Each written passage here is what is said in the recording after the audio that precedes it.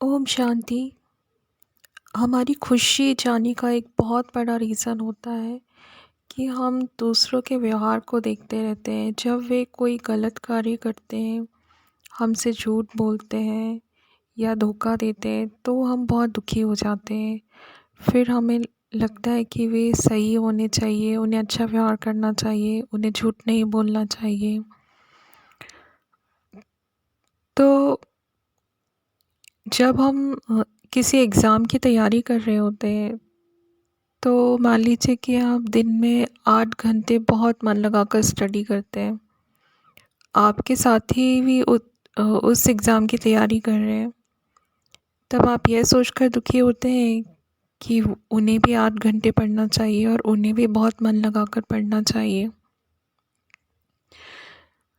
तब यदि वे सिर्फ़ 2 घंटे ही पढ़ाई कर रहे हों और सारे दिन घूमते रहते हो, लेकिन आप 8 घंटे पढ़ते हैं, तो आप फिर क्या दुखी हो जाते हैं कि वो क्यों नहीं 8 घंटे पढ़ रहे हैं। उस एग्ज़ाम में सिर्फ़ 3 पोस्ट ही हैं जो सिलेक्शन होना है और बच्चे हैं जो 100 हैं। तो मेरे ख़्याल से आप तब खुश होंगे ना कि हाँ, मेरे ज़्यादा चांसेस हैं अब सिलेक्ट होने के, मुझे ही सबसे आगे जाना है, इसलिए मुझे ही सबसे अधिक मेहनत करनी है। इस समय हमारे व्यूज़ कितने क्लियर होते हैं। लेकिन जब हम अपने जीवन की बात करते हैं, कर्म कर्म क्षेत्र पर आते हैं, तो उस समय यदि हम अच्छा व्यवहार करते हैं और दूसरा अच्छा व्यवहार ना कर रहा हो, तब हम ये क्यों सोचते हैं कि उसे भी अच्छा व्यवहार करना चाहिए। मान लीजिए कि आप राजा हैं, तो आपके राज दरबार में कुछ मंत्री होंगे, कुछ सिपाही होंगे और कुछ साफ सफाई करने वाले कर्मचारी भी होते हैं।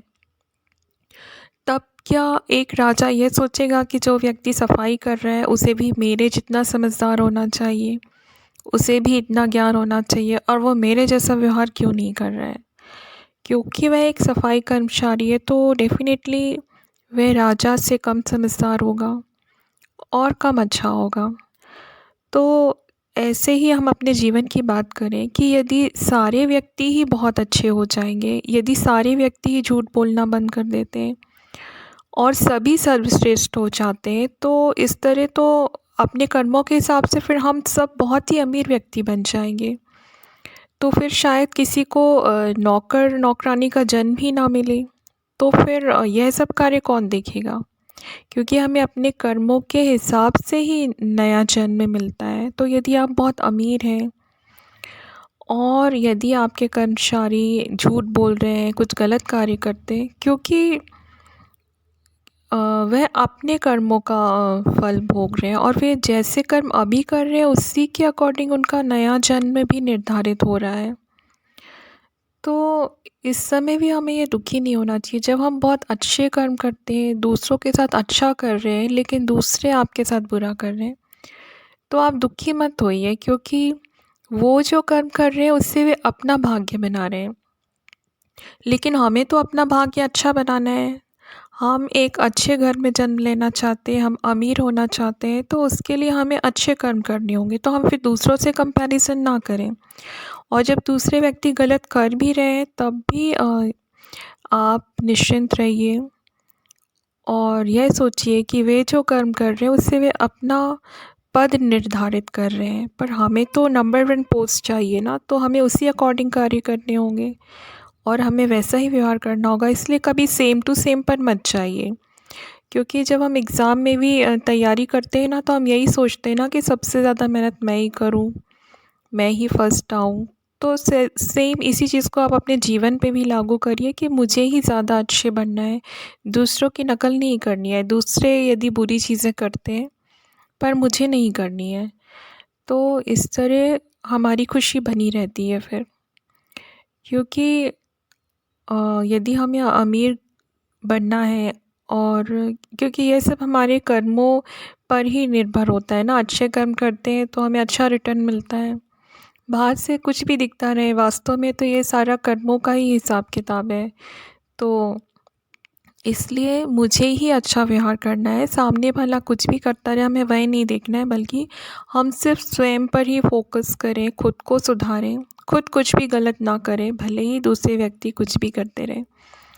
क्योंकि यदि जो एक स्वीपर होता है या जो भिखारी होते हैं तो उनकी सोच अलग होती है, उनका व्यवहार अलग होता है।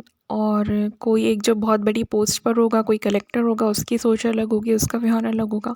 अब एक कलेक्टर यह सोचे कि वह जो झाड़ू लगा रहा है वह ऐसा क्यों कर रहा है, वह झूठ क्यों बोलता है, उसने अपना काम ठीक से क्यों नहीं किया, वह ईमानदार क्यों नहीं है। तो यदि वह भी ये सारे गुण धारण कर ले तो वह भी फिर कलेक्टर ही होता ना, तो फिर शायद झाड़ू लगाने वाला कोई बचे ही ना।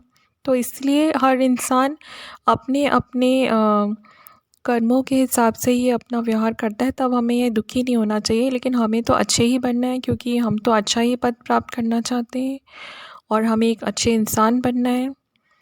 और अच्छे कर्म करने से ही हमारे पास उतना ही अधिक धन आता है, हमारा उतना ही अच्छा भाग्य बनता है।